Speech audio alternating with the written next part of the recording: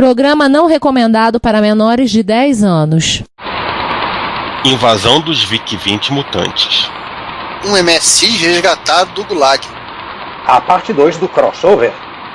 Um IBM Model F para 2020. Aqui fala o seu repórter retro, testemunha ocular da velhice do seu PC, com as últimas notícias da agência Retrocomputaria.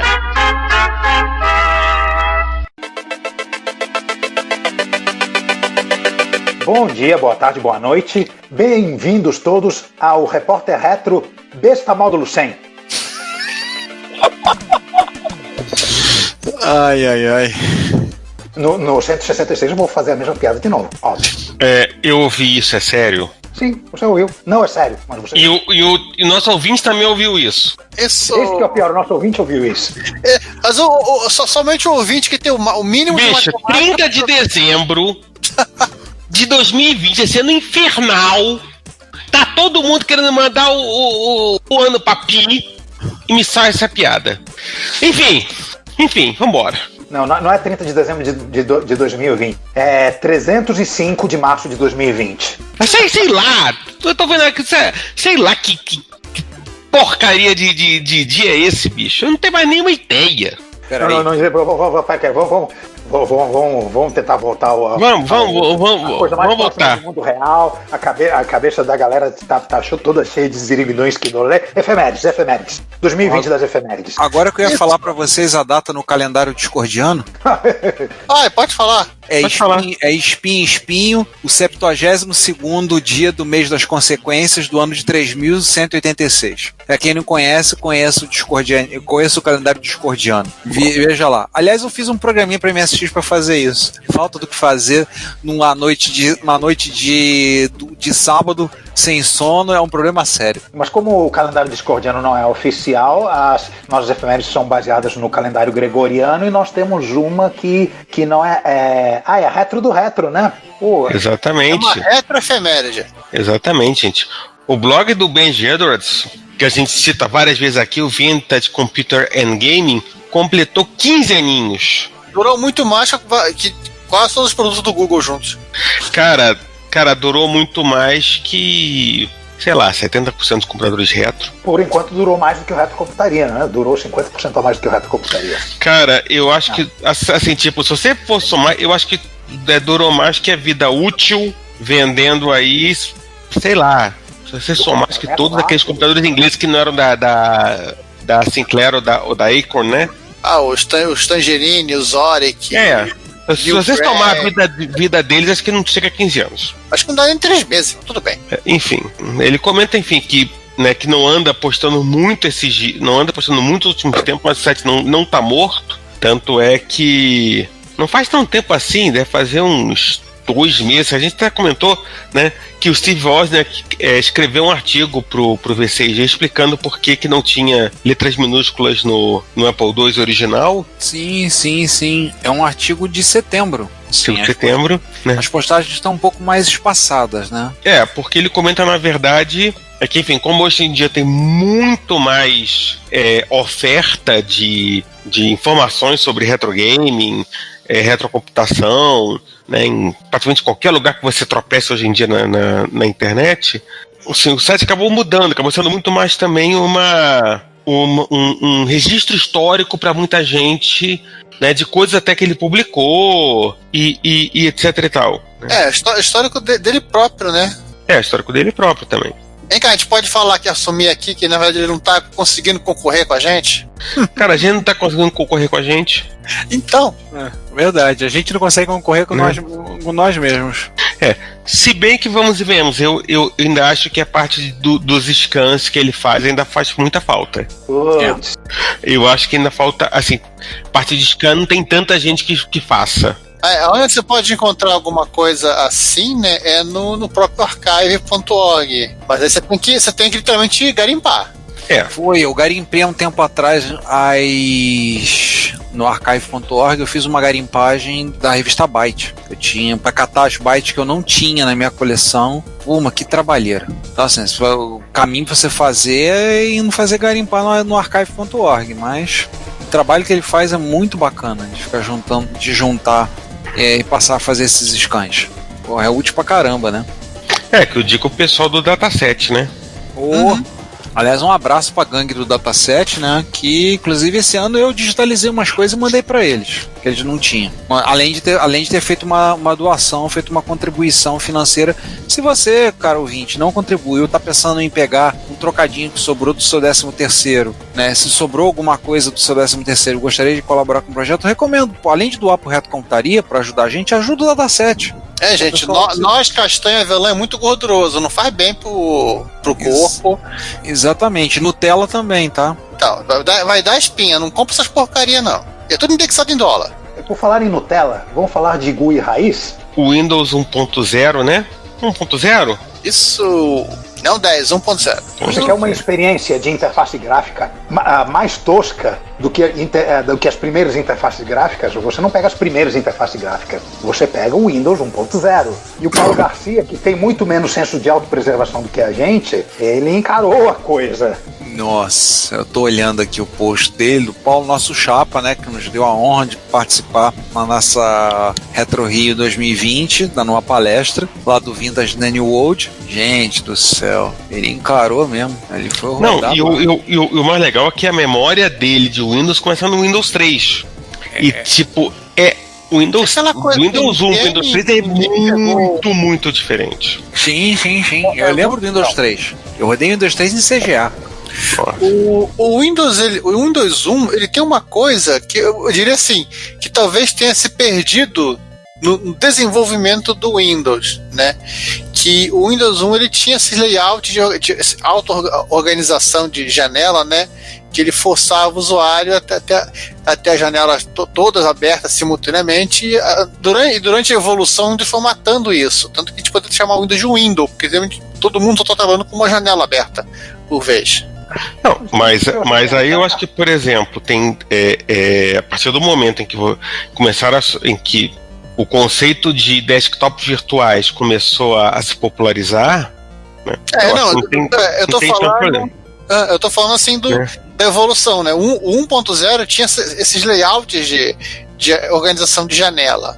O 2 ele já começou a morrer. Isso no 95, literalmente, o que a pessoa abria a aplicação já maximizava. E agora que as pessoas já começaram a entender que dá para ter mais de uma janela na tela dele, nem que seja com um segundo monitor. Não, mas ainda assim aquela história, assim, não vou entrar em discussão sobre tiling, Windows, essas coisas todas, porque, enfim, tem uma discussão bizantina sobre isso, e o Windows 1, principalmente, ele era muito forte nisso, né, em tiled. Embora, por exemplo, eu acho que janelas tiled já tem um problema sério quando você quer utilizar qualquer coisa mais sofisticada do que, sei lá, uma calculadora. Calculadora, relógio, um bloco de notas. Calculadora, relógio, entendeu? Tanto é que, tipo, imagens clássicas, não sei aquela coisa, tipo, tá rodando ali bloco de notas, calculadora, o gerenciador de arquivos, não, o MS executivo e o relógio. Tipo, né, tem uma das imagens que mostra que é o Paint fica apertadíssimo, não dá pra trabalhar. A gente fica desesperado, coitado, precisando de espaço. É verdade seja dito, o primeiro Windows que começou a marginalmente servir para alguma coisa foi o Windows 2. Mas ainda assim, porque no Windows 2 eles começaram a voltar de determinadas decisões que eles estavam considerando. Na verdade, eles copiaram a interface gráfica do S2, mas isso não vem ao caso. Eu desconfio que isso é falta de memória, sabia? Bom, tecnicamente falando, o S2 ainda era meio Microsoft. Uhum. E o Windows era o caminho para você chegar no S2. Mas enfim, não é do Windows 2 que estamos falando aqui. Vão no post e assistam o vídeo, vale a pena, é muito divertido. Sim, e agora a última efeméride desse episódio, pelo menos. 30 anos, né, do Super Nintendo, ou Super Famicom, se você estiver no Japão. Aqui vem um disclaimer. Enfim, eu fui voto vencido nessa efeméride porque fui lembrar de que a gente falou de Sega. Apesar de eu achar que falar de Sega é sempre mais importante que falar de Nintendo. Sempre. Aí você arruma uma briga. Sem clubismo. Você Né? vai arrumar uma briga. Não é clubismo, é segue o resto, poxa. Os nintendistas vão levantar e vão vir bater em vocês com os controles, os emotes deles. Querem enforcar vocês com os cabinhos dos emotes. Eles querem levantar a ira contra nós, né? Aí no meio da briga, pra promover o caos, eu vou lá e gritar: não é bolacha, é biscoito. Não é Mario, é Luigi. É Mario Verde. É o Luigi vermelho. Gente, alguém ainda tem aquela foto que eu fiz do Mario e do Luigi numa MX Rio? Eu não consigo mais achar. Eu devo ter. Teria que dar um trabalhinho pra procurar, mas eu devo ter. Cara, tenta achar, eu não acho. Se você lembrar o ano que foi tirado, fica mais fácil. É de 2017 pra cá, com certeza. Bom, então é o seguinte, são 30 anos de Super Nintendo, né, de Super Famicom, né, tá aí. O salto do console é de 8 para 16 bits, o uso do 65, 8, 16, o uso de chips customizados para melhorar a qualidade do vídeo, aquele joystick cheio de botãozinho colorido ou não tão colorido, e as ideias cretinas de alguns querendo arrancar o chip de áudio do Super Nintendo pra meter e ligar em MSX. Isso acontece nas piores famílias. Né? Nos piores grupos de usuário. E, gente, e mais uma coisa. A diferença entre o Super Famicom e o Super Nintendo é brutal. Eu acho o Super Nintendo, nessa coisa, com essa cara de videocassete que colocaram nos Estados Unidos, eu achei isso feio. O Super Famicom é bonitinho, mas o Super Nintendo é feio. Ele é brutalhado, né? Ele parece alguma coisa que saiu de um trator, uma peça de trator. Ele me lembra o gravador cassete do Hot Beat. Ele está para os videogames assim como o Gol original está para os carros. Isso, é um Gol quadrado. Ô César, pegar a analogia aí, é o Golf e o Gol, né? Verdade. Exatamente. Verdade. É o Golf e o Gol. Mas é assim, até hoje é uma máquina, é um videogame adorado, né? Querido. E como vendeu horrores, você vê qualquer videozinho de caçada retro, você vê, todo vídeo aparece pelo menos um Super Nintendo. Não, e tem um catálogo de jogos que eu acho que ainda hoje é difícil de você encontrar um parecido. É verdade. E mesmo sabendo que, tipo, né, a Nintendo era aquele esquema, jogo japonês é no Japão, né, o jogo americano nos Estados Unidos, o jogo europeu é na Europa, aí você não conseguia rodar um no outro e outro no um. Eles têm aqui a contagem, né, 1.757 títulos em todas as regiões, 1.448 títulos no Japão, 521 títulos na Europa e 717 títulos na América do Norte e 231 no Satellaview, que é aquele por satélite, e 13 no Sufami Turbo, que eu não faço a menor ideia do que seja. Mas deve ser primo do Tsunami. Deixa eu terminar essa efeméride com um alô para um casal de amigos nossos do Mato Grosso do Sul, que você sabe quem são, né, Giovanni? Aquelas pessoas. Sim, aquelas pessoas que redescobriram o Super Nintendo da infância de um deles e tão assim, né, que nunca comeu melado quando come se lambuza, tão assim, igual criança em loja de doce com o Super Nintendo dele. Um Super Nintendo e como é aquele negócio, aquele cartuchinho lá? Um Everdrive. E um Everdrive. Quem precisa de mais alguma coisa na vida, né? Uhum. Já dá pra ser feliz. Então, terminamos nosso abraço pro jovens de Mato Grosso e vamos seguindo adiante aí? Vamos. Faz o seguinte, Cláudia, acorda os Zeus aí. Olha que ela tá aqui perto, quer que eu chame ela mesmo? Acorda os Zeus aí. Rise from your grave. E olha que este Rise from Your Grave é um Army of Darkness, né? Foi ressuscitado um exército de zumbis mutantes. Literalmente. Cara, né, 8-Bit Guy saiu do Texas, foi até Oklahoma City e voltou com um King 1. O King 1 é, para começo de conversa, o King 1 é a coisa menos estranha desse carregamento. Né? Sabe-se lá quantos VIC-20 mutantes.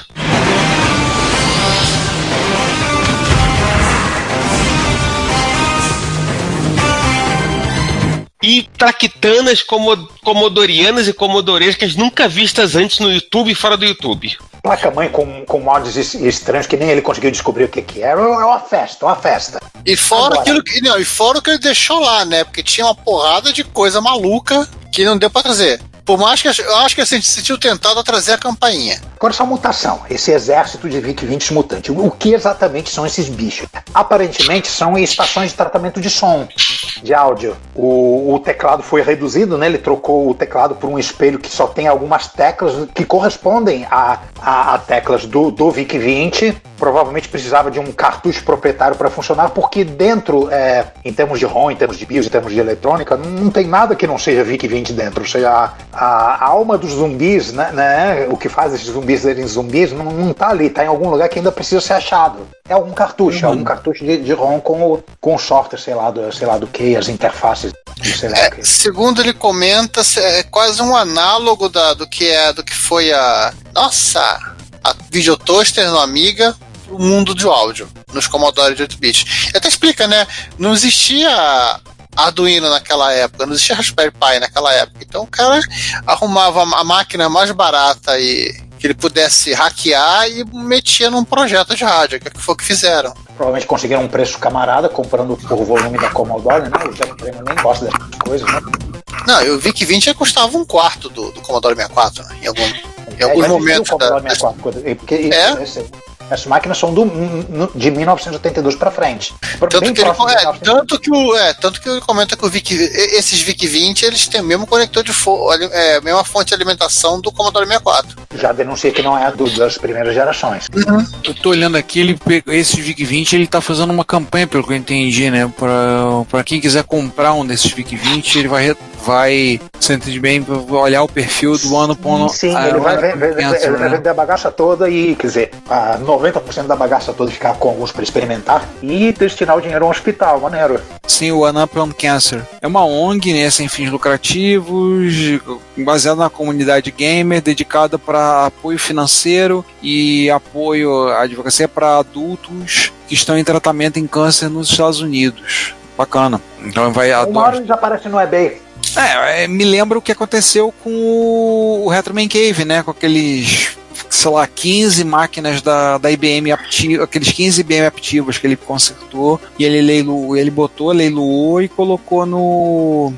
Vendeu e doou o dinheiro. Ele levantou acho que mais de 2.000 libras. Fala em levantar, Ricardo. Isso é tua. Se aproxima aí. Pô, um teclado Model F, né? Caraca. Model F, restaurando um Model F, nossa. Pra quem não sabe, né, o Model F foi na verdade o primeiro teclado mecânico da IBM, né, o Model M veio depois. O cara pegou um teclado de 1983, um Model F de XT e resolveu compartilhar todo o processo para restaurar o teclado de volta à sua glória original. Fabricado precisamente no dia 28 de março de 83. Eu tava começando o IME por esses dias. Tinha um mês de IME, tinha um mês de farda. Eu quero lutar, mas não com essa farda. Pô, os Model F são assim. Se os Model M são teclados caros, os Model F são mais caros ainda, são mais raros ainda.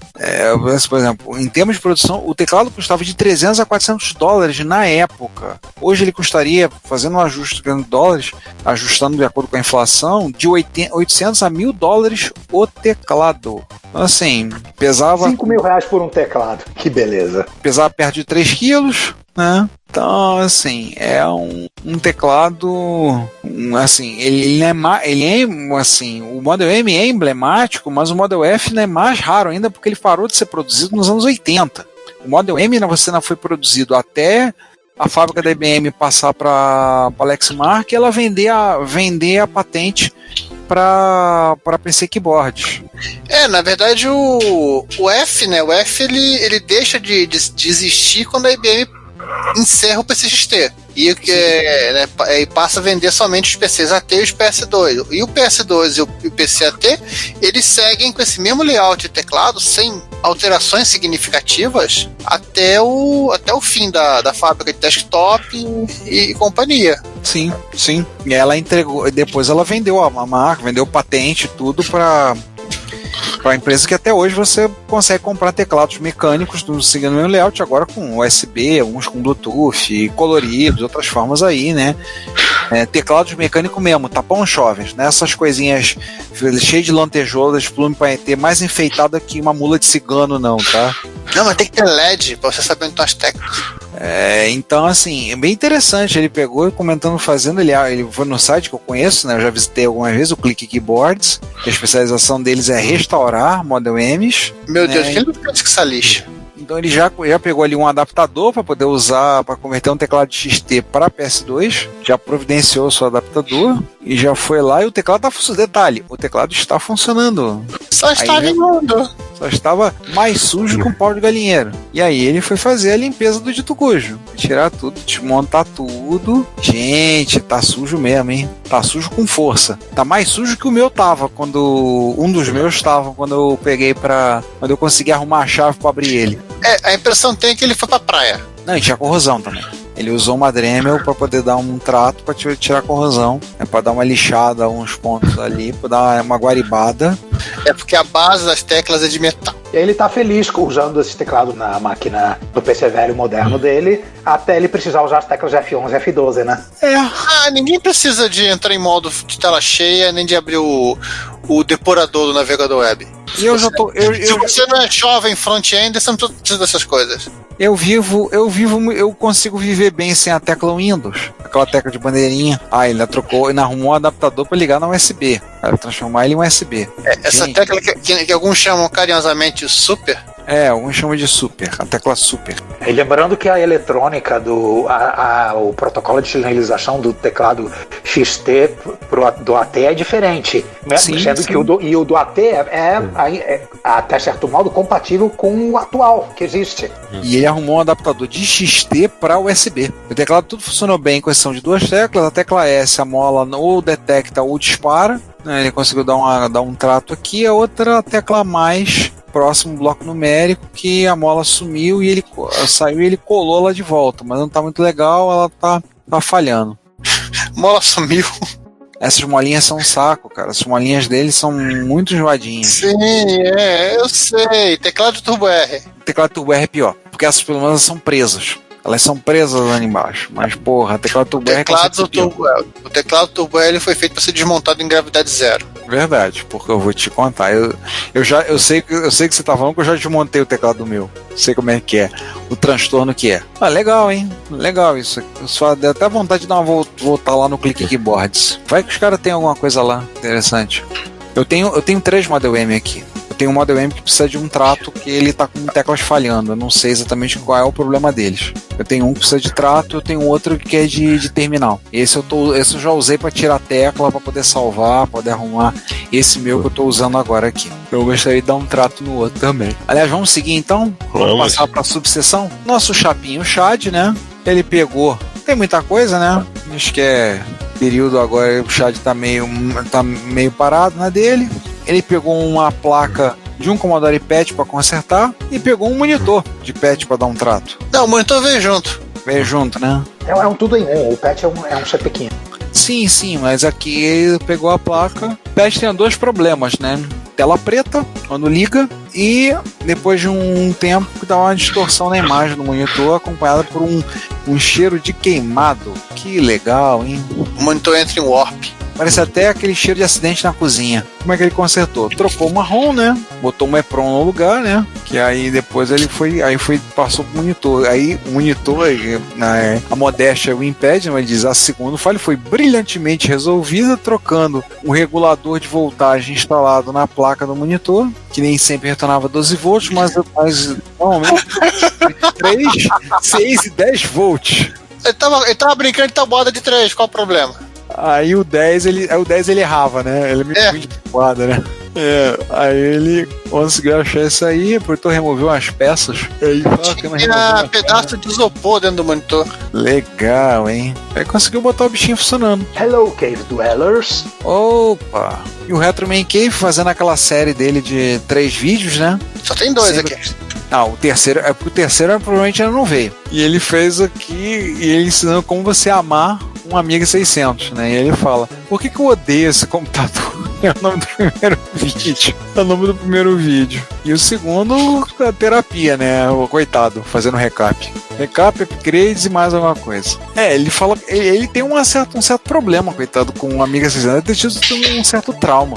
O 600 ele tem diversos problemas, né? Inclusive tem um problema sério de identidade, porque a ideia original da Commodore era chamar de Amiga 300. Só que...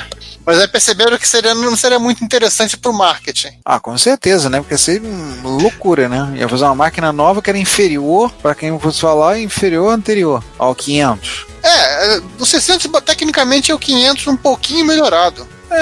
O certo é realmente ser o Amiga 600. O certo é chamado de 550, mas tudo bem. Pode chamar de 600. Pô. 525. Não, 550, porque o 600 faz você achar que ele é um 1200 com outro...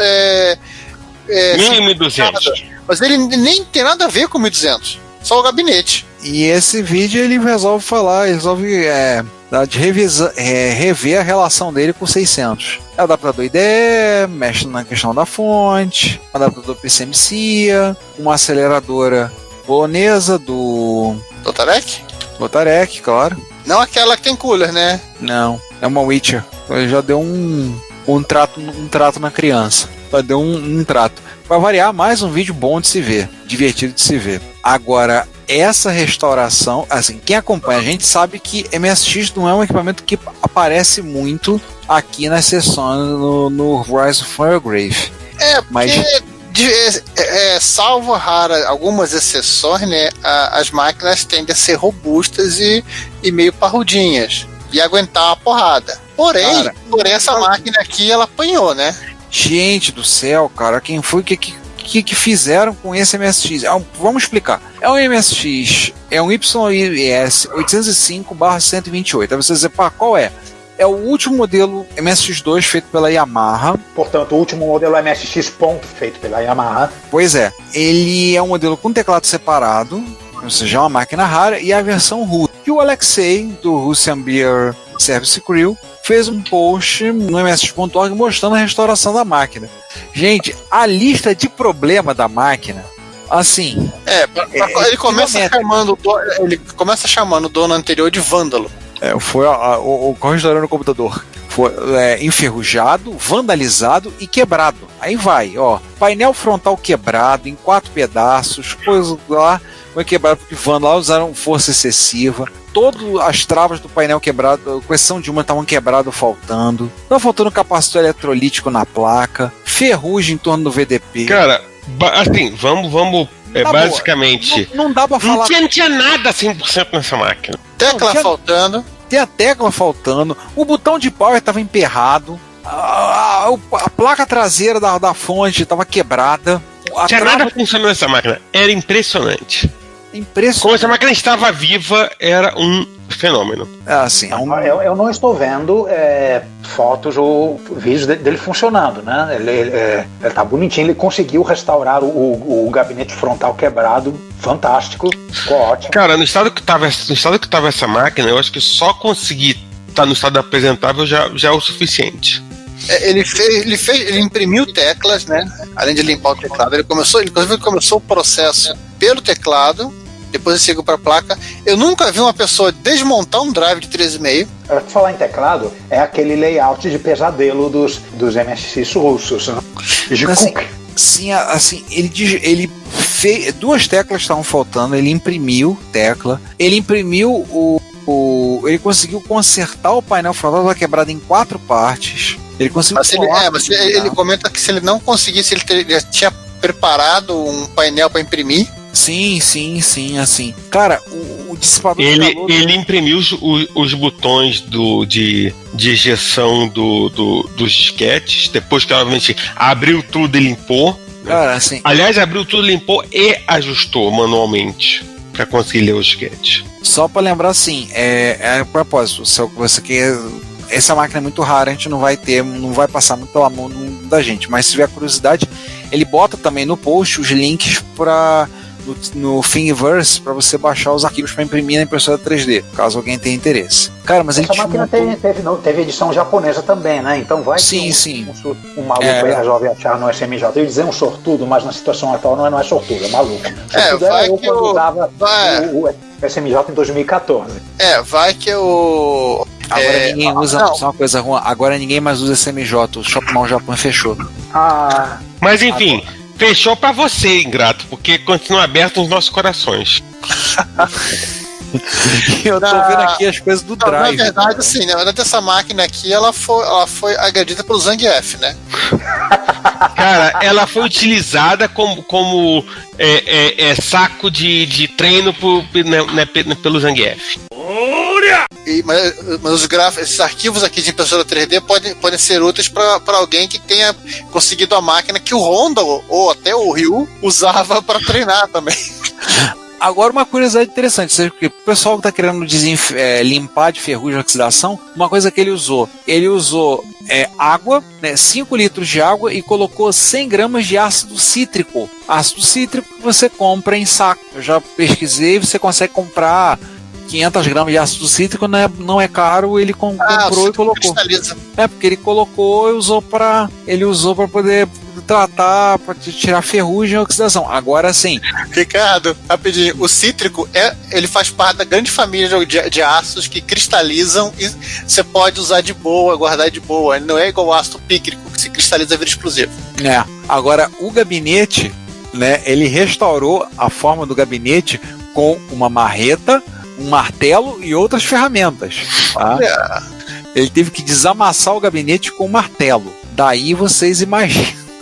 E só para completar, além de tudo, durante o processo todo, ele ainda teve que trocar RAMs e VRAMs que simplesmente morreram. Sim. Assim, o estado da máquina, ele falou agora, ela tá funcionando, tá plenamente funcional. Ele trocou um drive, colocou um emulador de drive com aquele firmware que nós comentamos no episódio de novembro último. Ele colocou recentemente, porque na foto tá com os 2 drives ainda, né? Sim, ele comentou que ele fez essa troca. Ele fez um furo na traseira do gabinete para poder trocar a placa de vídeo, a saída de vídeo. Aí ele trocou, ó. A galera dizendo aqui, no post dele, no comentário que ele colocou. Os drives funcionam perfeitamente e depois tudo funciona perfeitamente desde que eu troquei todas as DRAMs. Todos os 2 drives em todos os meus disquetes. Hoje eu instalei um Gotek com aquela telinha de OLED, um drive A, e eu fiz um buraco na traseira do gabinete para instalar a nova saída de vídeo. Nova placa com saída de vídeo, que aí ele consegue ter esse vídeo nela. Para lembrar que o pessoal do RBSC fez uma placa para os Yamaha, uma placa de saída de vídeo, que se você tiver um MSX da Yamaha, você pode substituir a placa, colocar e ele tira o RF que não serve para nada e mete um S-vídeo ali no lugar. Eu tenho num dos meus Yamaha e vou dizer, a imagem fica linda. E para terminar, e ele ainda não terminou, porque para fechar com chave de ouro, cereja do bolo, ele quer fazer o upgrade para 2 Plus. Sim. Não só isso, 2 Plus e botar um turbo. É a cereja, como diz o pessoal de alguns sites, é a cereja do bolo. Ricardo, o pessoal tem que tomar cuidado com o canto de cereja, né? Pois é. Não, é um 2 Plus, turbo e botar o turbo para uma expansão de 2 MB. É impressionante o trabalho dele, todo mundo comentando, falando, que bacana, mas assim, eu falo, repito, o que eu botei o comentário lá, eu falei, eu acho que eu nunca vou me cansar de ver essas fotos. Eu realmente amo ver a restauração de computadores, ainda mais de MSX. Parabéns pelo trabalho bem feito. Ficou lindo. Fantástico. Então, passemos então os Mano Parça. Eu gostei das tomadinhas da fonte, mas depois a gente fala a respeito disso. A tomadinha da fonte, eu reparei. Tomadinha da fonte. Então, vamos passar então os Mano Parça? Vamos! Brasil! Fortalecendo os relacionamentos com os nossos fornecedores, amigos, colaboradores.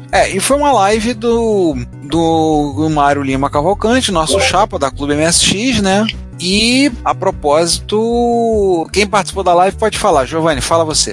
Ele organizou uma live com o Amaury Carvalho, que está desenvolvendo lá o MSX Baixo ROM, que é uma ferramenta que você consegue transformar o seu programa em BASIC em uma imagem de ROM, né? Você pode até gravar um cartucho. Se você quiser, ele até já embute o Turbo Basic, imagens que você tem disponível no teu código para facilitar a carga. Ele estende um pouco o Basic. É bem interessante esse projeto. É bom para você distribuir facilmente jogos em Basic de MSX. E o Amaury, assim, o Mário me chamou para ajudar, né? Para ajudar no bate-papo. E foi lá um longo, acho que foi quase 3 horas. Nós ficamos batendo papo sobre sobre a ferramenta, sobre a ideia do Amaury nesse projeto que ele está fazendo, como ele chegou nessa ideia. Ele comentou do Entombed, né, o jogo que o desenvolvedor não sabia de cabeça como é que ele tinha feito o algoritmo de labirinto. Acontece. Mencionado pela gente no repórter. Sim. Ele comentou também assim, como é que ele foi tocando o projeto, né, qual foi o desenvolvimento, as ideias que foram surgindo, falou até que o Mario é um dos grandes beta-testers dele, e até das ideias de jogo, né, que ele comentou, ele falou que o outro jogo aí, que parece, esqueci o nome do jogo, que é um joguinho de gatos, que foi uma ideia da filha dele. Eles esboçaram juntos e montaram um jogo. É um jogo que... Por acaso esse jogo não foi pra MSX Dev? Não, aqui foi a filha, foi o jogo da filha do Danilo. Foi o joguinho do Blood Mary. E esse que foi pra MSX Dev. Esse aqui não. Esse foi uma ideia, acho que até posterior, né? Ele teve com a filha dele, gosta muito de gatos, e fizeram um misto fizeram um crackpot da Activision com gatos e ratos. Legal, uma ferramenta bem interessante. O Amaury tem falado algumas coisas no grupo do Canal 3. Tem falado algumas coisas no grupo de MSX, alguém me perguntaram. Falaram alguma coisa de um compilador, uma coisa que ele tá bolando também. Uma coisa que ele tá bolando ele já faz a tokenização do código do BASIC para dentro da ROM, né? Então, assim, para simplificar e até deixar a ROM menor. O plano dele, né, a coisa que ele tá desenvolvendo literalmente ele conseguir pular essa parte da tokenização e já juntar o pedaço que ele precisa do Turbo Basic junto com o código já pré-compilado em Turbo Basic, que vai liberar mais espaço ainda para o jogo. Muito interessante essa, hein? Dá para fazer umas coisas interessantes. Sim, inclusive ele criou comandos para estender o Basic, adicionar certas coisinhas para te poupar o tempo de ficar fazendo uma rotina assembly para coisas básicas. Aliás, a edição agora da Clube MSX, que vem com disquete, né, que é de dezembro, ela veio com vários joguinhos já em formato ROM. Todos montados a partir do MSX Baixo ROM. Eu tive com o Mário, a gente tava conversando sobre a experiência de programação, fazendo, aí ele disse, foi muito curioso, ele falou assim, às vezes eu tô fazendo coisa, cara, que vontade que eu tenho de parar e a gente não consegue, às vezes, eu falei, às vezes a gente não consegue ter tempo pra fazer com tanta coisa pra fazer. Ele falou, mas às vezes dá vontade de dizer assim, deixa eu ficar aqui escrevendo meus joguinhos, tô me divertindo tanto fazendo isso aqui. E aí ele me falou do MSX Baixo ROM, disse de todo o recurso que a ferramenta traz, né? Facilita enormemente para disponibilizar o jogo. Você falou, disponibilizar um joguinho em cartucho, um programinha está disponível como ROM para você poder colocar num cartucho, por exemplo, ou fica mais fácil de distribuir. É impressionante a ideia, a ferramenta é fantástica. Acho muito legal. Embora hoje em dia, em termos de MSX, eu programo pior em Basic do que eu programo em Pascal. E olha que eu já não programo grande coisa. Então vamos com os comentários.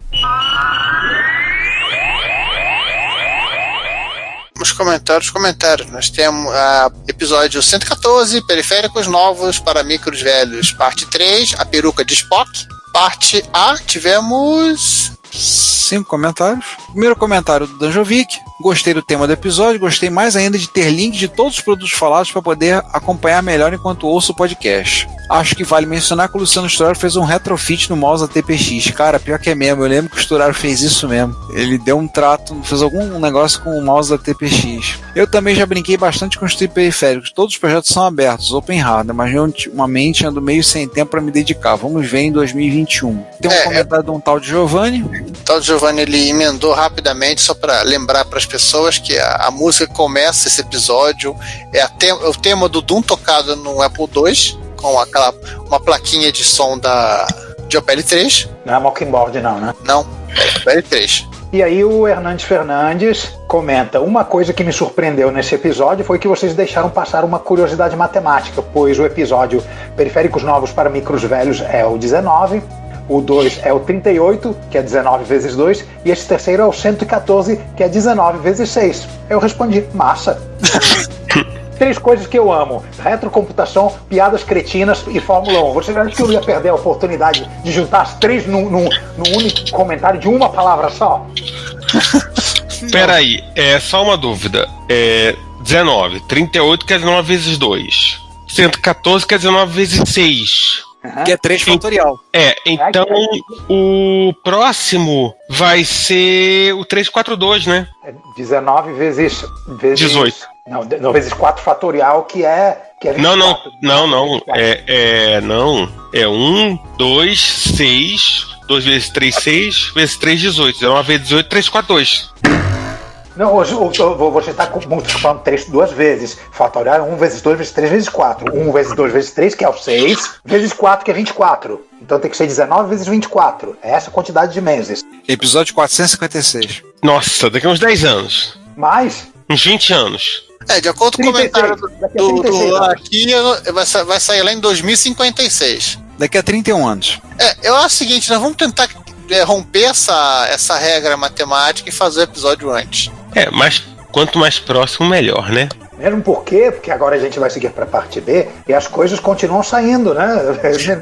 Até porque eu não tenho medo da parte 4, tenho medo da parte 5. É verdade. O perigoso mesmo é a parte 5. A parte 4 não tem as baleias, mas a parte 5 é Deus me livre. E a parte 5 já vai ser contemporânea da Enterprise. Nem que seja da NX01. Vai ser mesmo. O Danjovic retorna para a parte B, já nos informando de um outro periférico que acabou de sair. Como é que é? Tá aqui, Micro Velho, não antigo, obra do canadense Rafael Assenato. E PC Júnior, leitor de SD para PC Júnior.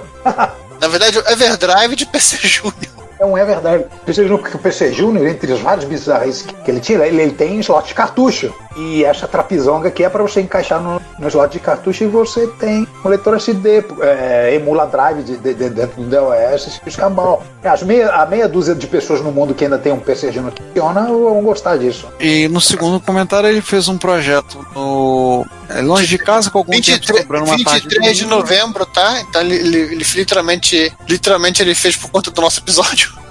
Longe de casa, algum tempo sobrando uma tarde de domingo pensando em periféricos MSX, ele fez um cartucho, e falando aqui, aliás, muito obrigado pela preferência, o seu podcast favorito, né? Ele resolveu fazer um cartucho de Caps Lock pro Expert. E ele adicionou outra coisa que faz falta no Expert, botão de reset. Gente. Tão gloriosamente inútil. Eu achei lindo isso, achei poético. Um cartucho de MSX para implementar única e exclusivamente um LED de Caps Lock. Não. Peraí, I have designed Mas ele aproveitou e acrescentou depois a ROM do MSX DOS 2. Então tem. É útil, o cartucho é útil. Ele acrescentou a ROM, mas tem lá o LED do Caps Lock e tem o botão de reset. Não, aí estragou aquela perfeição filosófica, transcendental, conceitual da inutilidade Não, Juan, inutilidade foi, eu não lembro o nome do sujeito lá, nos primeiros encontros de Brasília, ele comentando que ele projetou, ele literalmente ele pensou, ele teve a ideia, ele desenhou a placa e ele só percebeu que não precisava ter feito aquele projeto quando ele abriu o Hotbit. Vou botar um botão de reset. O botão de reset do Hotbit. Já tinha, ele ia botar um segundo. É a piada que eu digo que ele ia resetar, ele ia jogar pinball, vai fazer do outro lado e ficar jogando pinball no Hotbit. Mas o mais legal é ele contando a história, né? Porque ele realmente assim, ele teve a ideia. Foi o D'Artagnan que fez isso? Não foi o D'Artagnan, foi um outro colega do Delavi e do Leonardi. Ele foi comentando assim que e pra ele tava correto, porque assim, ele, assim, nessa coisa do Expert não tem reset, o Hotbit não tem reset, também tem como fazer um.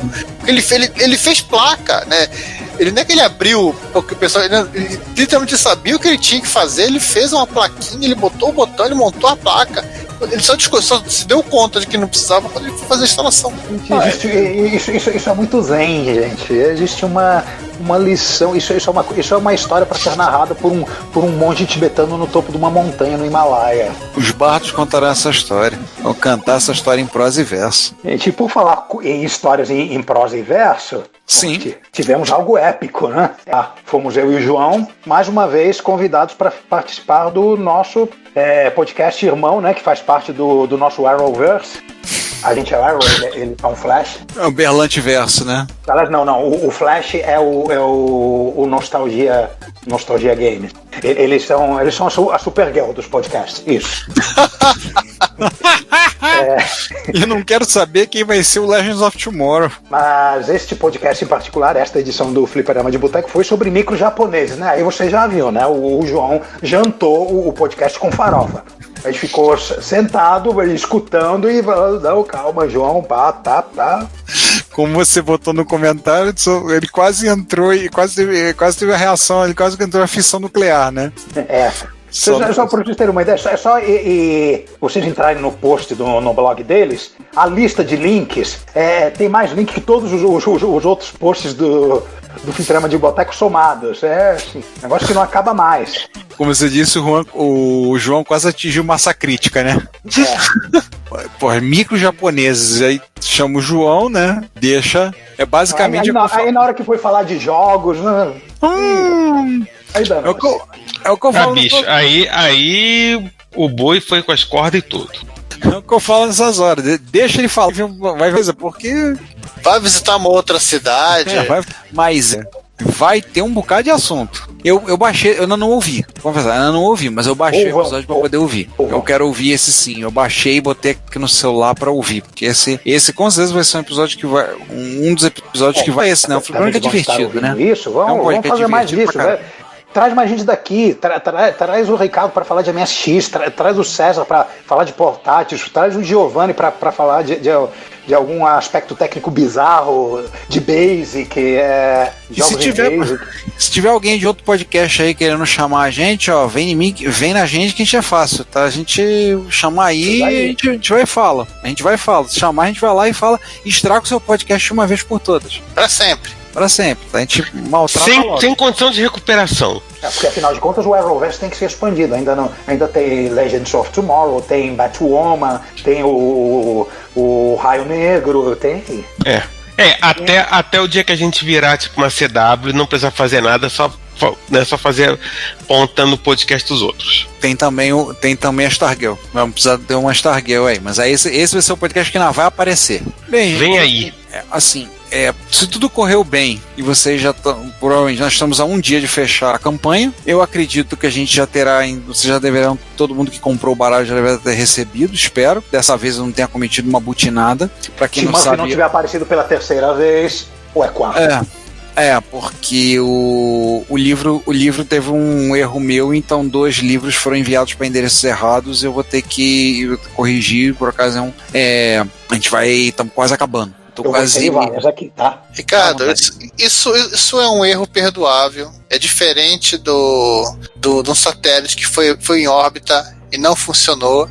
E quando depois os astronautas recolheram o satélite para verificar qual foi o problema, descobriram que havia uma peça e uma etiqueta colada na peça, sabe assim, retirar antes de instalar.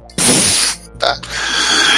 Então assim, espero que já tenha chegado tudo. A gente tá gravando antes do dia 30, óbvio, mas eu tenho expectativa que tudo já tenha sido entregue, vocês já tenham recebido o baralho, já tenham curtido. A gente agradece muito vocês terem participado da campanha.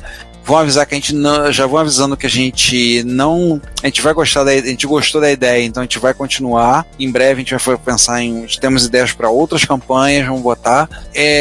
Se você não comprou tanto o livro quanto o baralho, a gente ainda tem material desses em estoque. E talvez por ocasião, talvez para 2021 a gente abra uma lojinha. Mas também a gente vai estar colocando nossos itens no Mercado Livre, também vamos ver a possibilidade de colocar em outros lugares, né? Agora que tem agora um novo concorrente aí, né?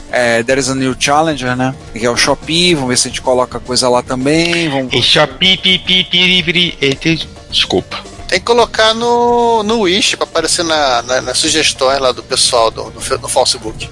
Então a gente pretende estar colocando aí. Temos itens para vender. Se você não comprou o livro, alguns já me perguntaram do livro. Se você não comprou o baralho e tem interesse em ter o baralho, a gente vai ter eles disponíveis para quem quiser comprar. Tá? Então, você, caro ouvinte, se quiser comprar, teremos disponíveis 2021, né? Se nós sairmos de 2020, né? Se daqui a 2 dias nós não entrarmos em dezembro de 2020, né? Tem que lembrar de gritar Jumanji.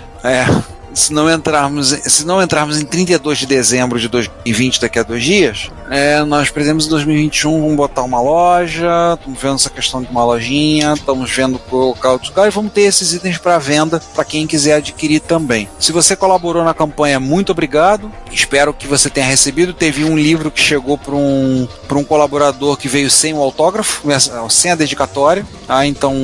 Aí você editou a dedicatória para ele, escreveu lá, né? Eu falei pra ele, falei com ele, e aí ele disse, não esquenta não, quando a gente se encontrar no encontro aí, for lá, e você faz a dedicatória. Não estressa não, menos pior. Mas, então você comprou, muito obrigado, ter colaborado com a campanha, ter participado da campanha, que seja, essa deve ser a primeira de muitas.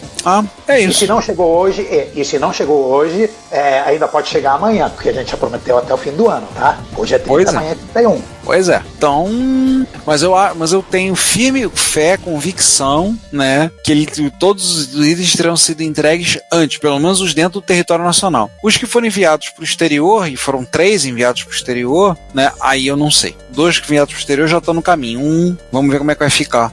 Acho que não vai chegar antes do 31 de dezembro. Mas, porém, contudo, entretanto, os enviados para o território nacional, espero que tenham chegado todos até o dia 31 de dezembro. Fechei. Acabou, né? Acabou, gente. Gente, meus votos aqui pra vocês, que 2021 vai ser melhor do que 2020, que não tem como ser não tem como ser pior do que esse ano. O Windows XP teve o Vista depois, né? Pois é, né? O Windows 98 teve o Millennium depois, né? Então. O Windows 7 teve o Windows 8 depois, né? E depois o 8 teve o 8.1. Pois é, né? Então, obrigado por lembrar a questão de pé frio, né? Isso me fez lembrar uma que me disseram hoje, que vão conservar a vacina da Covid-19 na Inglaterra, eles já sabem como vão gelar, vão botá-las nos pés do Mick Jagger. Que nada, o Mick Jagger tá proibido de chegar perto da vacina. Se ele chegar perto da vacina, o pé dele vai virar pé quente. Ai. Mas, gente, então, meus votos que 2021 não sejam como 2020. Com certeza vai ser melhor. Porque 2020 não dá pra ser pior do que esse ano, não. Tá? Então, até lá. Nos vemos aí, curtam as retrobesteiras, tá? 4 semanas de besterol, pra vocês rirem um bocado do que não foi ao ar. E voltamos em fevereiro com a 12ª temporada. Olha! Onda. Gente, já passamos muita série por aí, hein? Passamos a maioria das séries. A gente já tá, daqui a pouco a gente tá que nem Law and Order, hein? Days of Your Life. Days of Our Lives. Simpsons. Porra, vai passar os Simpsons, é complicado. Não, aí depois de passar assim, a gente tem que passar Doctor Who. One Piece tá na 20ª temporada. Não, mas One Piece já tem menos temporada do que Simpson. A Dragon Ball tinha mais que Simpson. Que Dragon Ball parou e Simpson não. Não, Simpson já tá com 30, cara. Tá beirando 30. Não, porque o Dragon Ball parou, né? Dragon Ball tem Dragon Ball B, Z, J, XPTO, isso não. Doctor Who que tem. Doctor Who acho que tem mais em séries comuns. Mas whatever, a gente já tá indo pra 12ª temporada do Reto Computaria. Mais uma vez, muito obrigado, vocês estão acompanhando a gente até aqui. Alguns acompanhando a gente lá do início. E vamos que vamos, né? Vamos ver onde é que isso vai parar. Colaborem com a gente, tá? Vê aí, tem umas campanhas aí. Pessoal, vale lembrar, hein? Link de afiliado. Se vocês forem comprar alguma coisa aí pra presentear alguém, tipo sal grosso pra afastar tudo e arruda, ou essas coisas aí que o pessoal acredita pra entrar em 2021, compre pelos nossos links de afiliado. A AliExpress tá vendendo campo de força. Acho que é mais seguro que sal grosso. Então compra aí pelos nossos links, a gente ganha um trocadinho, valeu? Dá uma força pra gente. Seguinte, compra aí as coisas que vão chegar em janeiro, podem comprar aqui, clica aí nos links de afiliados e comprem. Enfim, mais uma vez, obrigado aí por terem aturado a gente esse ano. E é isso, ano que vem a gente volta se não der ruim. Então... Mas se der ruim, a gente volta também, a gente é chato. Chato sempre volta. A gente é igual a conta de luz, sempre volta. Enfim, até 2021. Gente, a gente volta, né? Não creiam, acreditem nas ameaças do César, a gente vai voltar para azar dos 6, claro, sempre. E, não tem muito o que desejar para 2021, né? Vamos esperar o ano acabar, depois a gente deseja alguma coisa. Vai que entra um exemplo. Mas por enquanto até. Gente, a gente se vê em fevereiro de 2021, porque vai existir um fevereiro, vai existir um 2021 e vai existir vacina. Tchau! Assine a newsletter do Retrocomputaria, a RetroBits, e receba no seu e-mail toda sexta as novidades do mundo da retrocomputação. E fale conosco, comente nos episódios, nas postagens, nos mande e-mail em retrocomputaria@gmail.com. Procure também o nosso perfil no Instagram, no Facebook, no YouTube ou no Twitter e manifeste-se. Seu comentário, você sabe, é o nosso salário. Obrigado por nos ouvir e até o próximo episódio.